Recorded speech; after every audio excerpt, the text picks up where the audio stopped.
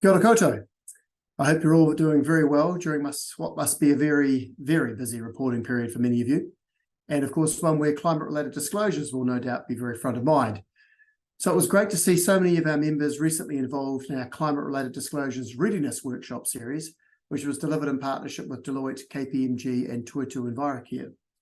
We are constantly seeking out opportunities to work with you and to support you, and it was great to see this series deliver for our participants. We're really looking forward to rerunning it later this year, so do keep an eye out for more information on that in the coming weeks. So here at SBC, we've been busy with our end-of-year reporting as well, and we're proud to be launching our 2022-23 Snapshot Report today as part of our annual council meeting. This reflects both the ongoing deep commitment of our members to act on securing a sustainable future, as well as the enormous positive impact we continue to have by working collectively across the membership.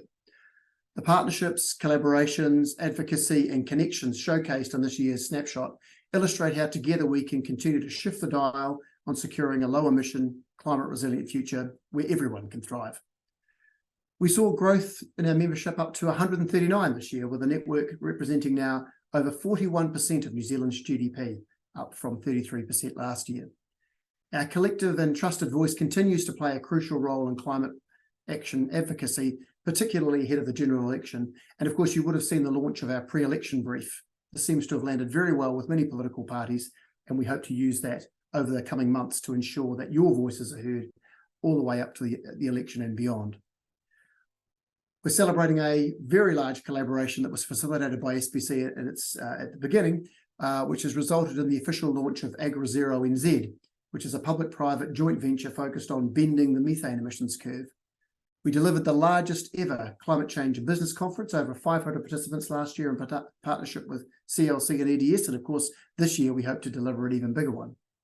We saw the largest cohort to date for our sustainability leadership program. Over 50 people went through that program this year.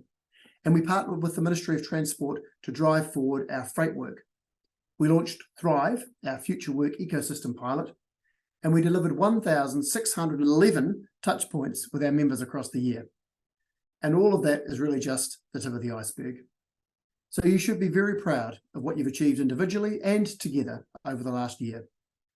So do take a moment to check out the full details of the snapshot report in the link included in this week's Pānui. We'll also be delving more deeply into those insights for those of you who are joining us at today's event and celebrating our collective success. I'd just like to take a moment to say a big thank you to Tower Insurance for hosting us for the 2023 ACM. Our events are made possible with the support from all of you, and it's things like this that allow us to be able to put on events as large as this. So thank you to Tower Insurance. If you aren't able to make it, do keep an eye out for the highlights reel from the event, which we'll be sharing in the coming weeks.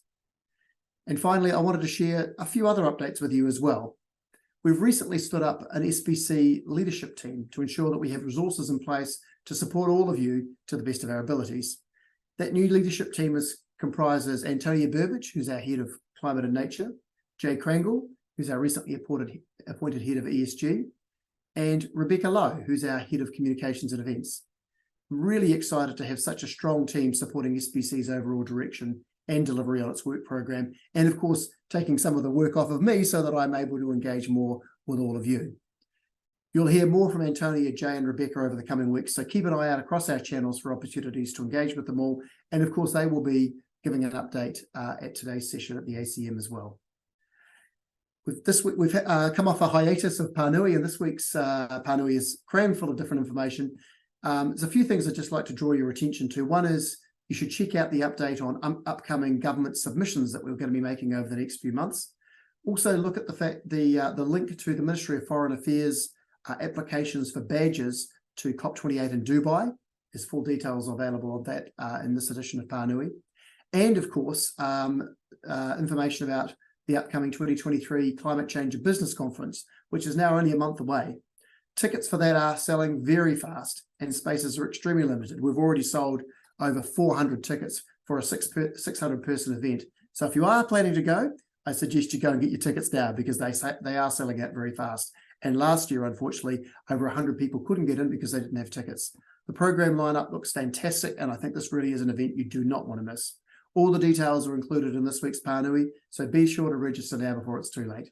Really looking forward to seeing you at the ACM and at the Climate Change and Business Conference. Ka kite anō.